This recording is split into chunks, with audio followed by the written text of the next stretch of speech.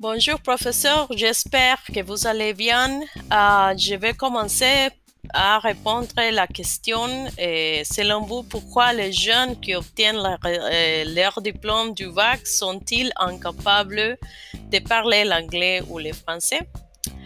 Je voudrais aborder ces problèmes parce que premièrement, je parlais anglais et français et comme professeur de l'anglais, je peux signaler des situations qui se produisent dans le contexte éducatif du Costa Rica.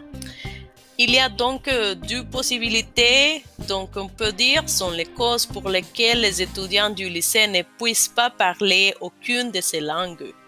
La première raison pour moi et la plus importante est la qualité de l'enseignement des langues au Costa Rica.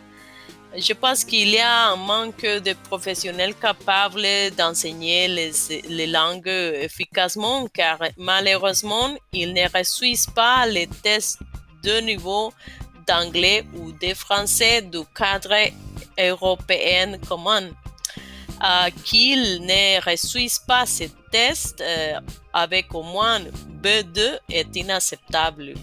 Je me suis rendu compte que cela se passe même à l'université.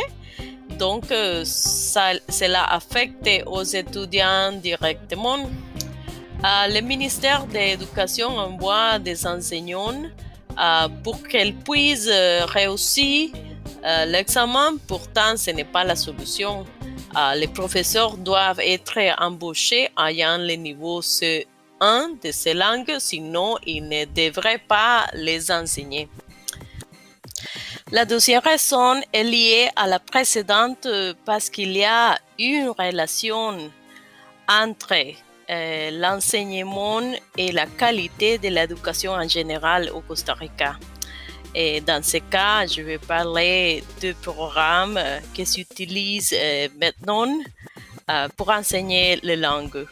Et je me demande pourquoi le gouvernement n'a rien fait pour améliorer l'éducation en général. Et comme j'avais dit, les programmes de l'enseignement des langues qui s'utilisent maintenant laissent de côté la compétence orale.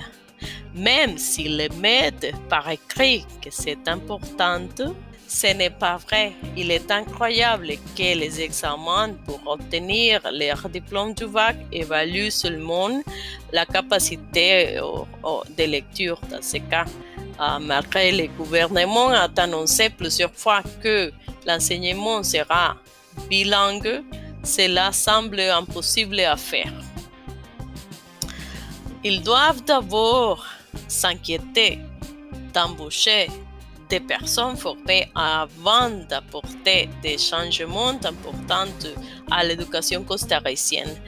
S'ils commencent à exiger, numéro 1, le niveau acquis de la langue et numéro 2, à apporter des modifications au programme d'études, les élèves du secondaire pourraient parler à la fois l'anglais et le français.